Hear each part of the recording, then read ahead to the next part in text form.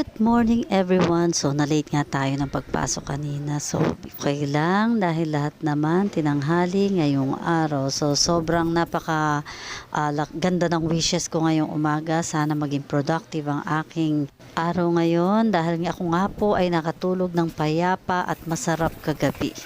So eto na nga yung ating everyday routine. So magwawalis muna, maglilinis at pagpupunas ng istante at saka i-display yung mga nakasabit na dehanger doon sa labas.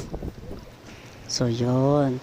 Ayan, so nakikita nyo naman, so everyday ganyan ang ginagawa ng ating kumare. Araw-araw na ginawa ng Diyos.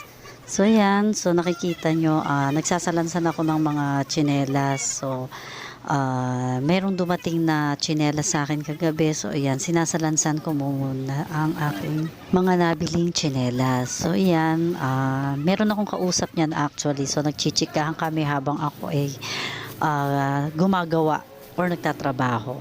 So yan, sige, lagay lang ng lagay hanggang sa matapos. So yan, so ganyan nga guys sa akin pag may bagong items. So ito naman na oras na ng kape. Nagkakape tayo guys para magising ang ating buong kaluluwa at ating katawang lupa. So yan, so pagkatapos nga ng gawain, so yan, kape. So ganyan lang yung ginagawa ko everyday.